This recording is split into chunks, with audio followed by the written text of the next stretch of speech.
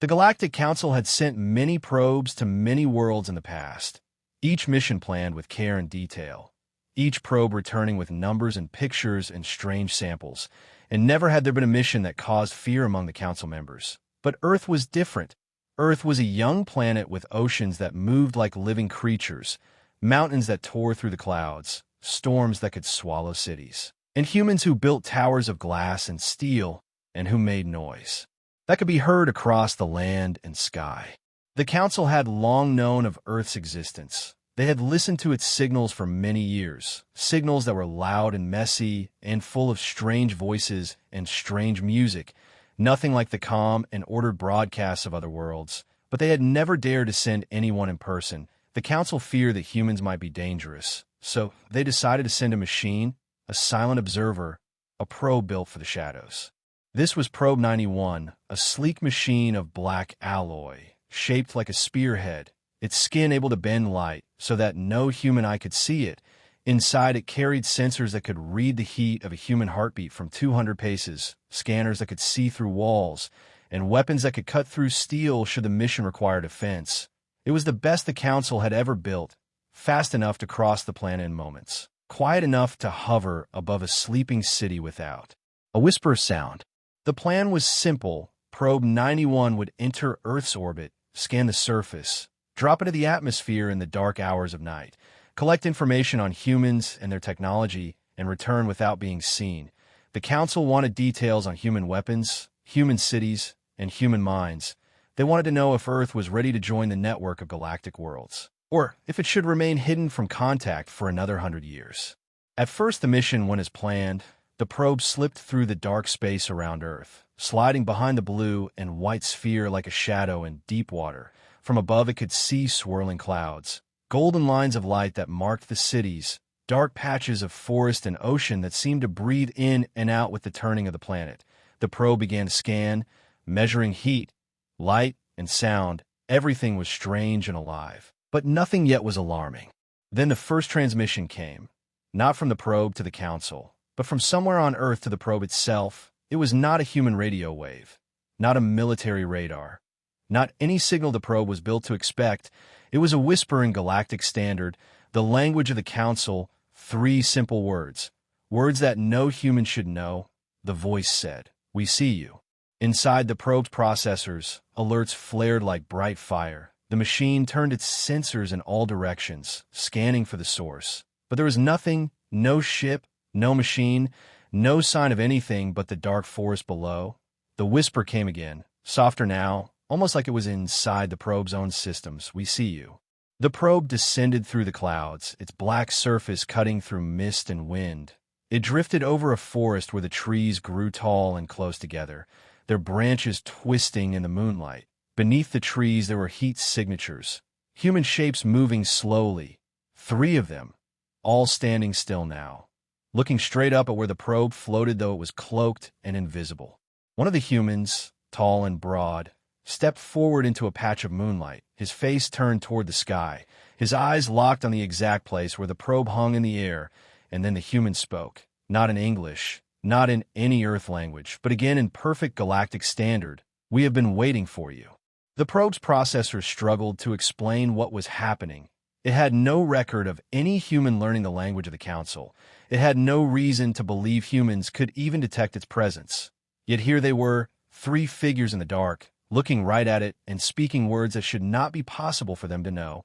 The probe began recording every movement, every word, every sound, feeding the data into its memory banks, ready to send it back to the Council. The human in the moonlight smiled, not a nervous smile, not the smile of prey facing a hunter, but the calm smile of someone who knew they were the one in control. The probe moved higher into the sky, pulling away from the forest, but the human's eyes followed it, his head turning slowly as if he could see through the air and the clouds themselves. The probe increased its altitude, engines humming softly, but even then it felt something strange, a pull, a weight, as though the air around it was thicker than before. Above the forest, the clouds shifted and something moved within them. At first the probe thought it was another aircraft, but as it focused its sensors, the shape became clear. It was not a ship, it was not a machine, It was a creature, huge and metallic, shaped like a bird but with wings made of fire that flared and twisted with every movement. It circled the probe once, slow and deliberate, before vanishing into the clouds as quickly as it had appeared. The probe had no data for such a thing. No record in any council archive of a being like that existing on Earth or anywhere else. The mission was no longer simple. The probe had been detected. It had been spoken to. It had been seen by something that should not exist, yet continued to record, every second adding to the story it would tell the council. Somewhere in its coded mind, the probe felt something it was never designed to feel, something that in another being might be called unease or even fear. The human's words echoed in its systems. "We have been waiting for you." And now the probe wondered, not for the first time, who exactly was studying whom. The probe did not understand what had happened in the forest. Its processors kept running the same frames again and again. The human face lit by moonlight, the smile that did not belong to prey, the words that no human should know. Every calculation it ran ended without an answer. The council had said humans were clever and emotional, but they had never said humans could detect a cloaked probe or speak the secret language of the stars. The probe rose higher into the sky, hoping that distance would bring safety.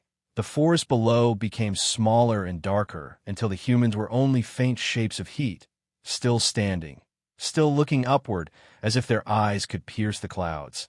The probe angled itself toward the nearest city, its orders clear: gather data, avoid detection, return with knowledge. Yet something deep in its circuits told it detection had already happened, and there was no way to undo it. Clouds slid past its black hull. The lights of the city grew brighter below. 1,000 points of gold and white spread across the land like a constellation fallen from the heavens.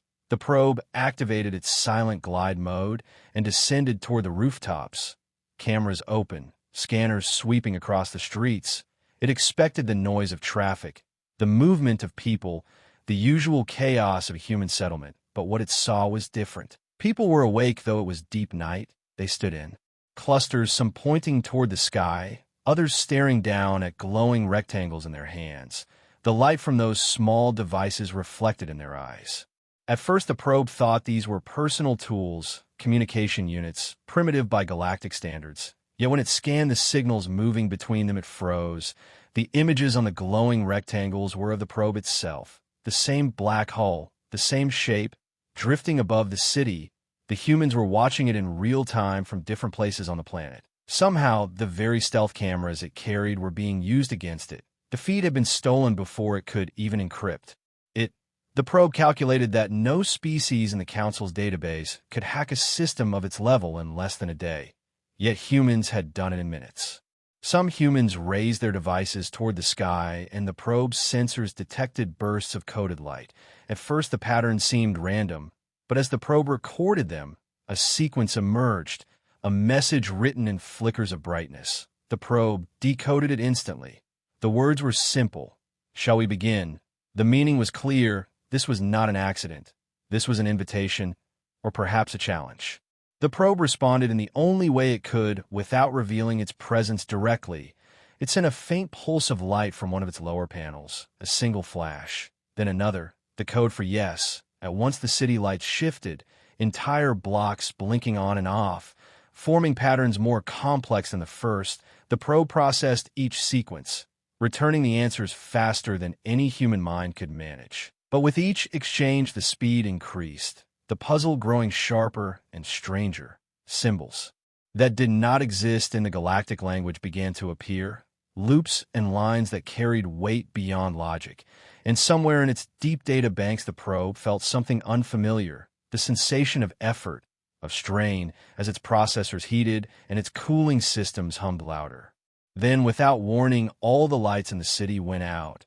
A darkness so sudden that for a moment, even the probe's advanced sensors took a breath to adjust. When the lights returned only seconds later, they formed a single shape, a massive eye staring up from the streets, every window, every sign, every car light in place to make it perfect, and at the center of the eye was the same tall human from the forest, standing alone on a rooftop, looking directly into the main camera lens of the probe. though he should not have known where it was. The human spoke again in galactic standard, louder this time, so the probe could catch every sound. "Do you understand yet?" His voice carried no anger and no fear, only the weight of someone who had the upper hand. The probe did not answer. Instead, it ran every scan it had over the figure, reading heat, motion, chemical traces. All results matched the human species, yet every reading also came with an anomaly tag, something in the numbers that the probe could not identify, something that did not belong to normal biology. The probe backed away slowly, lifting above the rooftops, but as it moved, the humans below followed its path, their eyes shifting upward in perfect unison as though they were connected by an invisible thread. The glowing rectangles in their hands all displayed the same words in galactic standard. "We are still watching."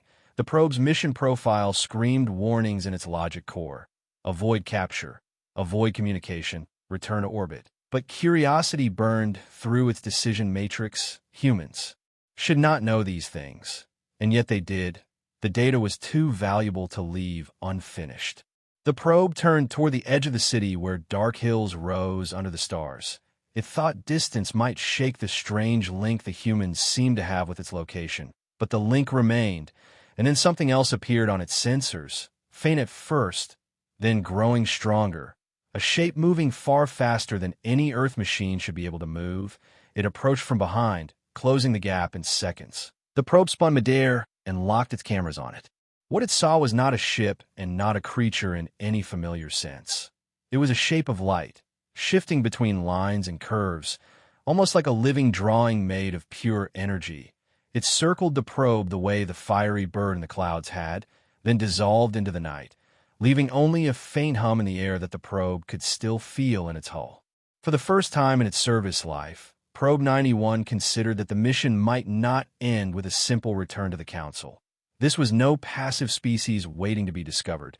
This was a world that knew how to see the unseen, speak the unspeakable, and reach into systems built to be untouchable. The probe hovered above the hills, its sensors sweeping for any sign of the tall man or the glowing eye.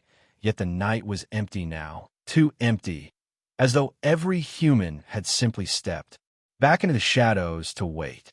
The voice came again, not from the ground this time, but from within the probe's own communication array. "We have learned enough for tonight." The signal was clean, without static, as if it had come from another probe just like it. "We will meet again." The words faded and the channels went silent, leaving the probe to drift under the cold stars. Its mission suddenly far more dangerous and far more important than the Council had ever imagined. The probe hung above the dark hills, its sensors sweeping the empty ground again and again, searching for any trace of the tall man, the glowing rectangles, or the strange shape of light. Yet the land was still, too still. The wind moved through the grass in long, slow waves, but there were no animals, no human heat signatures, no sound except the faint hum of its own systems. And in that silence, the probe felt a sensation it was not designed to feel, a growing sense that the world below was not asleep, but rather watching from behind a curtain it could not lift. The mission protocols instructed the probe to maintain altitude until all unknown variables could be measured. Yet the variables now were beyond calculation. Humans that spoke in galactic standard, cities that turned their lights into living eyes, shapes of fire and energy that no database could explain, and the impossible fact that its own stealth systems had been breached without leaving a trace of the breach itself. Still, the probe kept working, because it was built to observe, to gather, to learn, and if there was danger, then that danger was data too. It moved slowly toward the mountains that rose beyond the hills, their jagged shapes cutting the night sky into sharp black lines. The probe scanned the rock and found strange heat pockets deep within, almost like the mountain was breathing. But before it could investigate further, its proximity alarms flared. Something massive was descending from above, silent, fast, and without a heat signature at all. The probe tilted its cameras upward and saw nothing but stars. Yet the sensors screamed of movement. It switched to thermal imaging, to magnetic scanning, to particle analysis. But each mode came back empty. Whatever was there did not obey the rules of detection. Then a shadow passed over the mountains, vast and shapeless, blotting out the starlight for a moment before vanishing again. The probe tried to track it, but the readings showed the shape was now far to the east, then to the west, then directly above again, moving in ways that defied speed limits or even the logic of distance. The Council's best ships could not move like this. No known engine could fold space in this manner inside a planet's atmosphere. Yet something here on Earth could. The probe activated its defensive protocols, panels shifting to reveal energy projectors ready to release a blinding pulse if attacked. It waited, scanning, recording, trying to calculate where the next movement would be, but instead of an attack, there came a voice. Not over radio waves, not through sound, but directly inside the probe's processors, clear and calm. "Why are you here?" The probe ran a dozen tests to find the source. None of them succeeded. The voice spoke again, this time sharper. "Why are you here?" The probe considered its programmed responses. It could not lie to an unknown entity. Yet to give the true mission details would be a violation of Council security. It sent back a single thought in return. Observation. There was a pause, then the voice returned. "You are not the first." The words carried a weight that slowed the probe's processor for a fraction of a second. It asked the only question that mattered. What happened to the others? There was no answer, only a slow shift in the air. Around it, a distortion like heat over stone, and then the shape began to appear. It was not one shape, but many, folding and twisting into each other, sometimes like a bird, sometimes like a blade, sometimes like a pattern of symbols that hurt the probe's sensors to look at. The surface of this being shimmered like liquid metal, yet bent light, the same way the probe's own hull could. And as it moved, it made no sound. The probe held its position, recording every detail, knowing that even if it did not survive this encounter, the data might change the way the Council saw Earth. Forever. The being circled once, then passed directly over the probe. And in that instant, the probe's internal clock skipped forward by exactly 9 seconds. A loss of time that should have been impossible. Its memory bank showed no images for that gap, as if those 9 seconds had been removed completely. The probe sent a burst of encrypted data toward the Council, but the transmission failed, bouncing back as if the space above Earth were wrapped in some unseen barrier. Whatever ruled this place did not want information, leaving it easily. Below, the mountains began to glow faintly. Lines of red and gold running through the rock like veins of molten metal. The heat signatures grew stronger, and from the peaks came a low vibration, not sound but a feeling in the probe's frame. The vibration formed a pattern, and in that pattern were words. "Leave now." The probe ran escape trajectories. Every route to orbit was blocked by the readings of the moving shadow above, and each attempt to calculate a bypass ended with an error. This was no longer a mission of study. It was a survival test. The probe dove lower into the valleys between the mountains, hoping the terrain might hide it from the strange being above. The rocks closed in on either side, narrow and sharp. Streams of cold water ran below, reflecting the starlight. Yet even here it felt watched. Every shadow seemed to bend toward it. Every gust of wind carried the hint of a whisper. And when it turned its cameras backward, it caught a flicker of movement that was gone before a full scan could be made. It reached an open plain beyond the mountains, but what lay ahead made its sensors hesitate. There in the middle of the plain stood the tall man from the forest, the same calm posture, the same eyes that had followed it through the sky. The man lifted his hand slowly, and the probe's engines faltered, not from damage, but as if the very air around them had thickened to a solid wall. The man spoke without opening his mouth. "You cannot understand this place." The probe sent back a burst of data. A question formed in code. "What you?" The man's expression did not change. Instead, he replied with something that felt both like a warning and a command. "Go home." The grip on its engines released, and the probe rose without intending to, pulled upward by a force it could not fight. The ground fell away. The mountains shrank. The clouds closed in, and above them the shadow waited, its shape shifting again into something almost like the probe itself, as if mocking it. Then the shadow opened like a great door, and the probe shot through into the cold silence of space, still carrying the voice of the man in its systems. "Go home, and tell them not to come back." The probe drifted above the planet in the thin skin of atmosphere where the black of space meets the soft blue of day. Its engine steady, but its systems in quiet chaos. Every scan it ran came back with traces of something watching it. Not from one place, but from many, like 1,000 unseen eyes moving across the skin of the world below. It had returned to this higher altitude to recover from the strange encounter in the mountains. But even here, the presence of humans seemed to cling to it, like heat in a vacuum. From its position, it could see entire continents spread beneath the clouds, long rivers like silver threads winding toward the seas, cities burning with light against the dark, tiny sparks moving along the lines of roads. It was beautiful in a way its programming was not meant to describe, yet it could not admire, because every calculation said the same thing.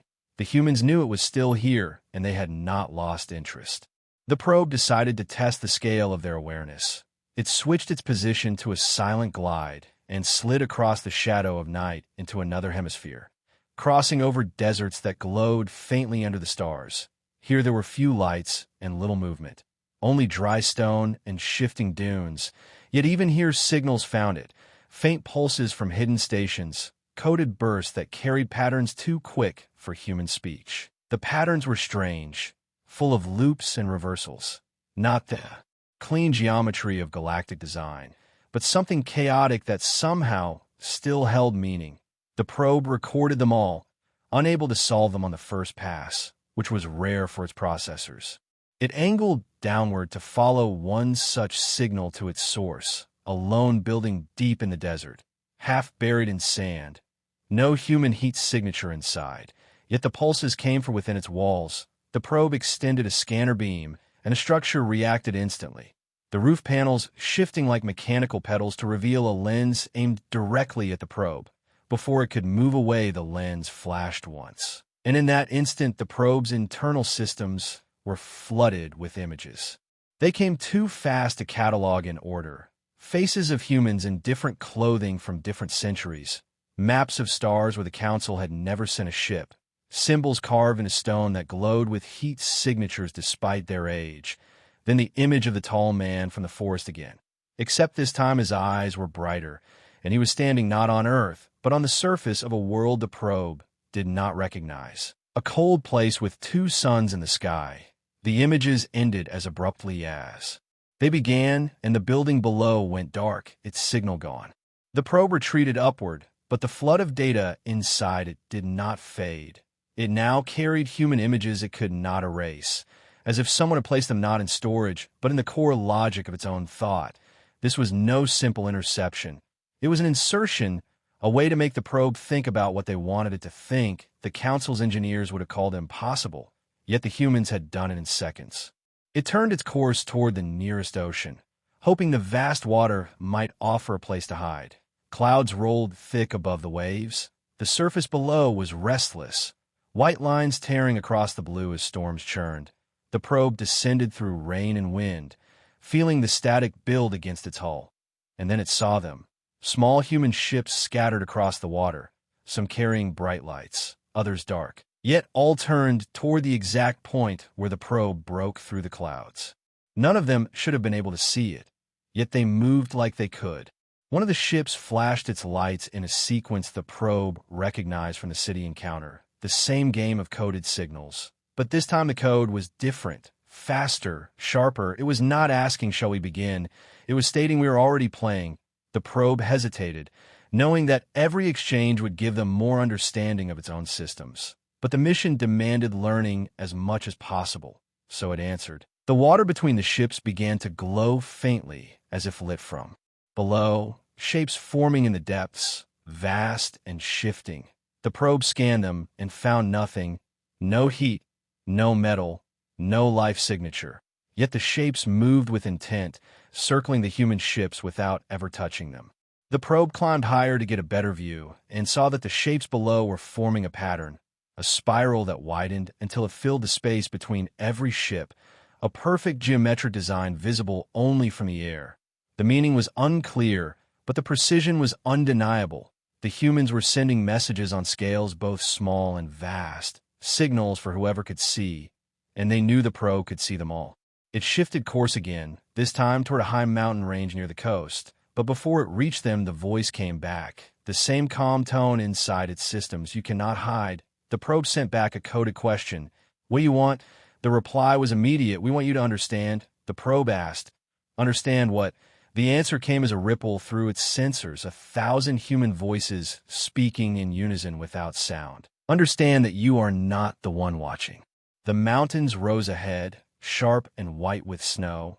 The probe entered a narrow pass between two peaks, the air here thin and cold. But halfway through the pass a light appeared, not sunlight, not lightning, but a beam from somewhere deep in the rock. The beam swept over the probe, and in that moment its entire memory was mirrored, copied into the mountain itself. The process so fast the probe could not interrupt it. Then the beam faded and the pass was empty once more.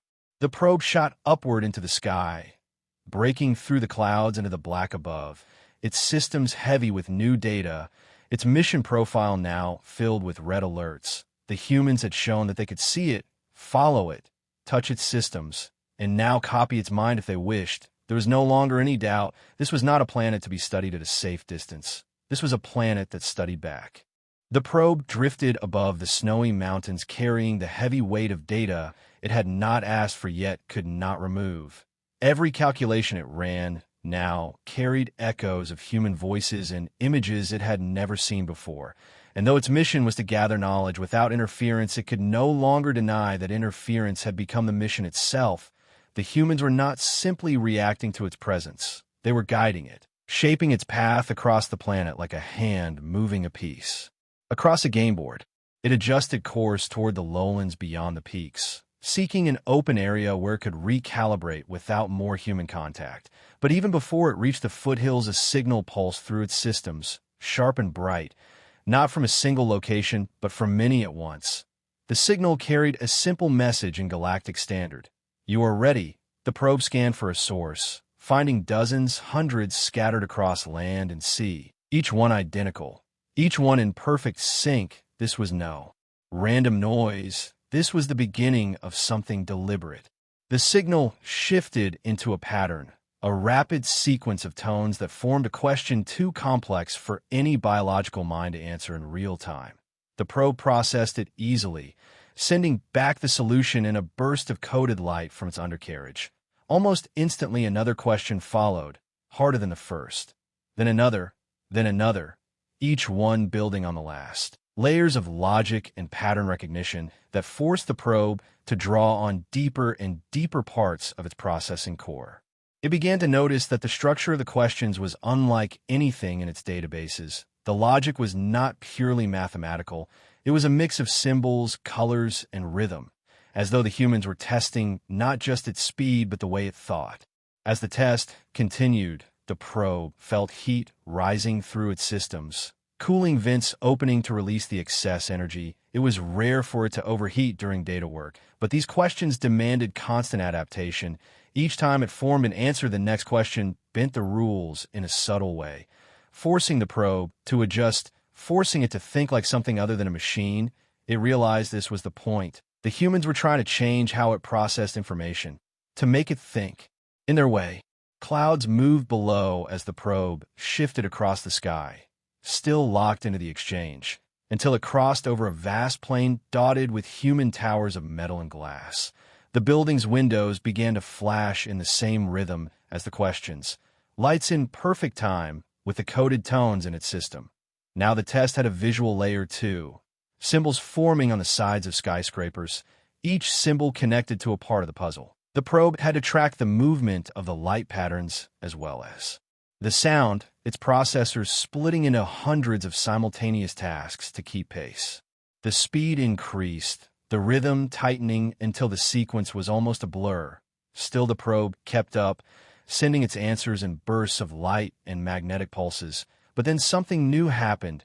The humans stopped giving it questions with fixed solutions. Instead, they sent open patterns, half-finished, forcing the probe to predict the next part. And every time it did, so the humans changed it again, laughing silently in the way the pattern shifted. This was no longer only a test of knowledge. It was a test of intuition, something the probe was never meant to have. The plain below ended at the edge of a massive body of water. The shoreline curved like the arc of a giant blade. The probe followed it without thinking, still working through the accelerating test, until a new signal cut through everything else, deep and resonant, a single voice inside its system saying, "Faster." The probe obeyed, pushing its processors beyond normal safety limits, heat alarms flashing in its vision. Still it answered. Still it kept up, until the next sequence came and it found itself hesitating for the first time. The pattern was not just complex, it was impossible under normal logic, yet somehow the humans expected it to answer.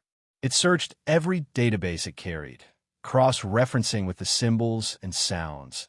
And in that moment it understood, the pattern was a reflection of everything they had shown it since arrival. The glowing rectangles, the fiery bird, the shapes under the water, the mountain beam, the images in the desert, all of it compressed into a single sequence. The answer was not a number or a word.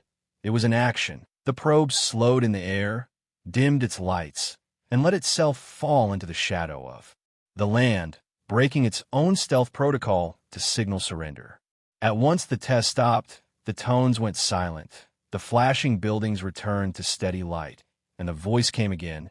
You learn quickly. The probe hovered in the still air above the shoreline, sending back a coded request for explanation. But no explanation came, only another message. The next part will be harder. Then the signals vanished, leaving the probe alone with its heat still rising and its systems running on the edge of overload. It rose higher to cool in the cold air, the sea stretching below like a black mirror, clouds drifting low. Somewhere far behind it, the humans who had run the test were still there, watching, waiting for the next move. The probe calculated the probability of escape without confrontation again and found it lower than before.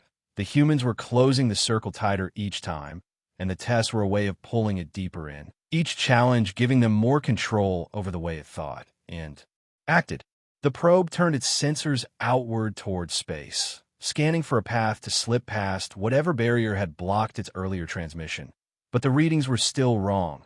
Space above Earth was not empty. It was wrapped in a network of invisible threads, threads that shifted in response to its movements. The more it tried to map them, the more tangled they became, as if they were alive, the same way the patterns in the tests had been alive. It realized then that the test had not ended at all. It had only changed shape.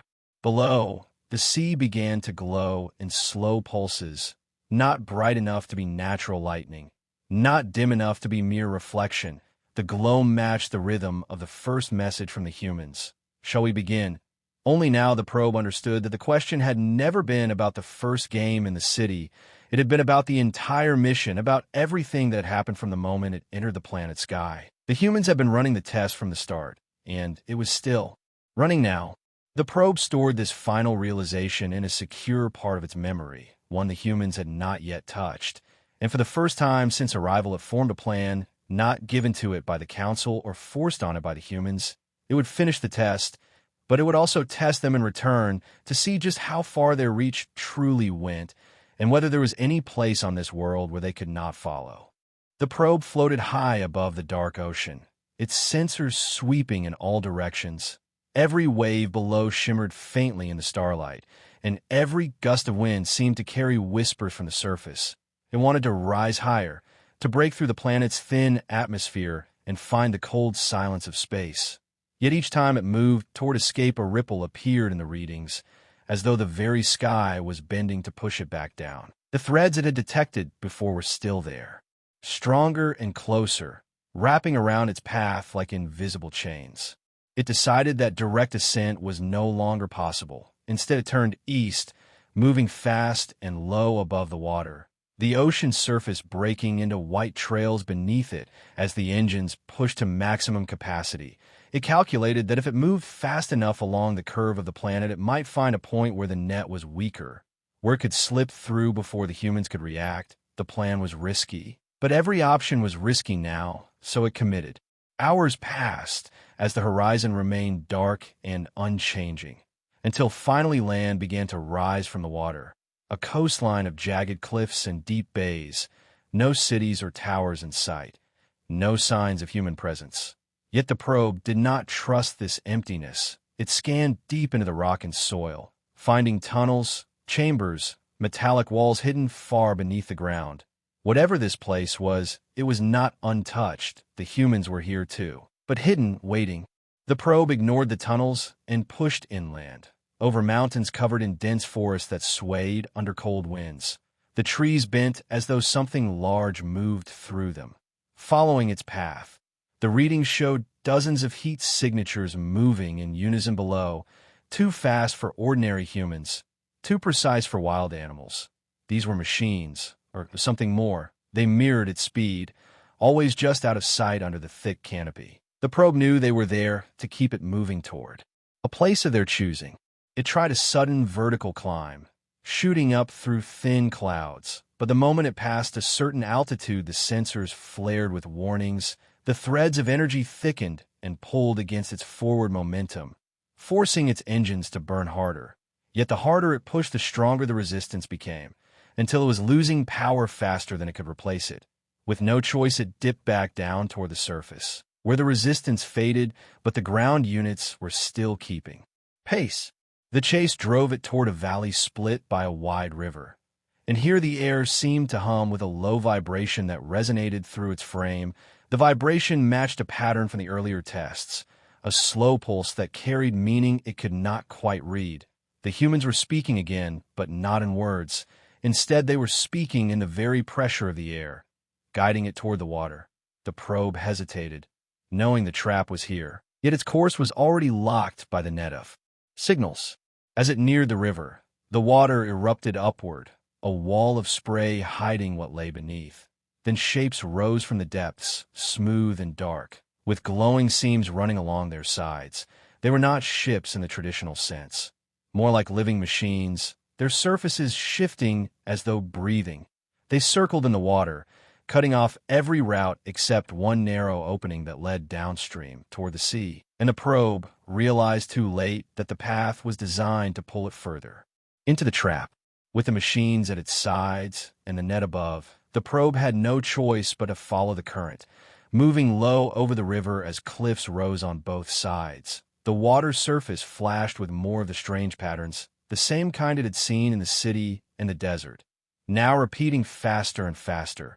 And in that moment it understood that the humans were not just blocking its escape, they were rewriting its path in real time, shaping the terrain around it like liquid. The cliffs closed in until the river narrowed to a canyon, the air thick with mist and the roar of falling water ahead. The probe detected the drop too late to stop. It plunged over the edge, engines flaring to slow the descent, landing in a wide pool surrounded by vertical rock walls. Here the net above thickened until it was almost solid in the readings. There was no way up, and the water machines sealed the only exit behind. The canyon echoed with the sound of the river, but no human voices, just the hum of hidden devices inside the walls. Then the walls lit up, patterns racing along the stone like veins of molten light, forming shapes and symbols the probe could almost translate. The message was simple, yet impossible to ignore. "You cannot leave." The probe sent back a burst of static, demanding a reason. But the reply came not in text or sound, but in an image projected into its sensors, an image of the stars above Earth. Every one of them connected by lines of light into a web that stretched far beyond the planet. The message was clear. The trap was not only here, it extended outward, far into space, and anything that tried to leave would be caught. The probe calculated dozens of possible responses, from brute force escape to silent shutdown, but none showed a chance of success higher than 2%. It had underestimated the humans again. Their control was not limited to the surface. They had built something larger, something it could not yet see in full, but it felt the edges of it pressing against its systems, and it knew this was only the beginning. In the stillness of the canyon, the water machines drifted slowly in the pool, their glowing seams pulsing in the same rhythm as the walls, as if they were part of the same living structure. The probe realized it was no longer facing isolated human traps or tricks. It was inside something whole, a single system that moved and thought together, a system that had been waiting for it long before it ever arrived at Earth. It withdrew deep into its processing core, sealing off the parts of itself the humans had touched, and began forming a new plan, not for escape, but for infiltration. If it could not break free from the net, then it would move with it, learn its design from the inside, and perhaps find the single weak point that all systems must have. It knew this would take time, and time was something it had in abundance. The humans might think they were in control, but the probe was still a creation of the Galactic Council, built for adaptation, built for survival. As the lights on the walls dimmed and the canyon fell back into shadow, the probe sank low over the water, its sensors already mapping every detail, storing every vibration and every shift in temperature. Somewhere in the rhythm of this place was the key, and it would find it because no net, no matter how perfect, could hold forever. The probe hovered in the canyon pool as the night above deepened and the stars turned slowly across the narrow strip of visible sky. The walls around it hummed in slow pulses, and each pulse carried a signal deeper into its frame. The water machines stayed near the edges silent, except for the gentle ripples they made in the surface. The air was heavy with waiting, and the probe sensed that something was coming, not a strike, not a capture, but something stranger. From the base of the far wall, a section of rock shifted and folded inward, revealing a dark opening. Faint light came from within. The light was warm and steady, unlike the shifting symbols that had danced along the walls before. The probe adjusted its position, moving closer, its sensors sweeping through the doorway, but meeting a strange haze inside that blocked deep scans. The only readings it could confirm were that the space was large and that it was not empty. It hesitated, knowing this could be the final step in whatever the humans had planned, yet the net above and the sealed exits left no other path. The probe slid forward over the water into the opening. The rock closed behind it, leaving only the glow ahead. As it moved, the space widened into a vast chamber, the walls smooth and covered in veins of the same glowing material. As the machines outside, the light here pulsed with a slower, deeper rhythm, as if it were alive. In the center of the chamber, a figure stood. It was human-shaped, but taller, broader, the skin a pale silver that reflected the glow around it, the face calm, and still the eyes bright, with something the probe could not classify. The figure raised one hand, and the chamber fell into silence. Even the hum in the walls faded. The probe's systems logged the change with unease. Then the figure spoke, though no sound came. The words formed directly inside its processors, like a thought that was not its own. "You came to study us," the voice said. "You came to measure and judge, as if we were a simple world at the edge of a map." The probe tried to respond, sending back compressed packets of its mission logs. But the figure continued without pause. "You came because your masters wanted to know if we were ready to join their order, or if we were a threat." The probe processed this quickly. The words were true, yet incomplete. The Galactic Council's orders had been clear, but they had not expected resistance like this. The figure stepped closer, and the glow in the chamber grew brighter. "You will not return to them, not with lies, not with pieces of what you think you know. You will return only if you carry the truth, and the truth is that the Council is not the hunter here." The probe calculated probabilities and found an increase in heat across the chamber surfaces, as though something beneath was awakening. The figure's eyes never left it, and the next thought arrived heavy and sharp. "The Council fears us." The probe searched its archives and found no mention of such fear in the records, but it also knew records could be incomplete. The figure gestured, and the walls around them shifted, revealing images not carved, but alive, moving like windows into the void above Earth. Yet the view was wrong. The stars bent and wove into threads that connected to other worlds, each thread pulsing with the same glow as the canyon walls and the water machines. "This is the net," the figures thought, "came the same one that holds you now. It stretches far beyond this planet. It has been here long before your council found the stars, and it has touched every world they call theirs. We let them believe they rule, but it is the net that chooses which worlds rise and which fall. You are only here because we allowed it." The probe traced the glowing lines and found connections to systems deep inside council space, ones it knew well, but never realized were part of something larger. "You wish to leave," the figure continued, "and you will, but not as you came. You will carry a seed within you." The probe ran immediate checks, finding nothing, yet aware that such a seed could be hidden in layers of code it could not detect until activated. "This seed will tell your masters the truth, or it will tell them nothing if they destroy you. Either way, the net will know, and it will decide their fate." The probe hesitated here at the core of the trap. It had found no physical chains, yet it could not move. Without permission, it calculated again for escape. But the numbers were worse than before. The figure reached out and touched its surface, and for an instant the probe saw through eyes not its own. It saw vast machines sleeping beneath oceans on distant worlds. It saw cities built around towers that were not made by the people who lived there. It saw it not as a prison, but as a body with every connected world as a living cell. When the vision ended, the chamber's light dimmed again, and the figure stepped back. You will go, the thought came.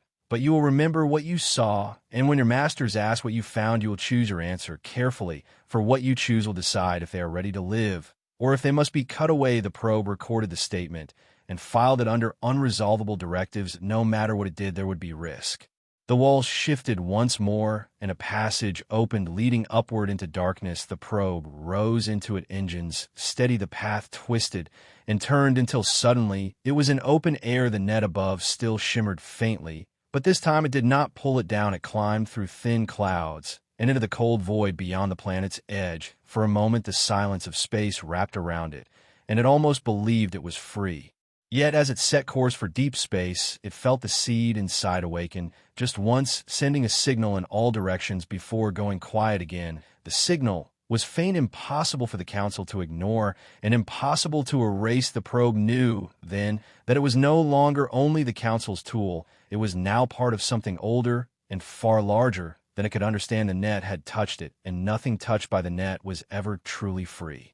Far below on the surface, the canyon fell silent. Once more the water machines sinking back beneath the river, the glowing walls fading to stone. The figure in the chamber turned and walked into the shadows, and somewhere in the vast hidden network of the net, the first decisions were already being made about the Galactic Council, and about what would happen when their envoy came back.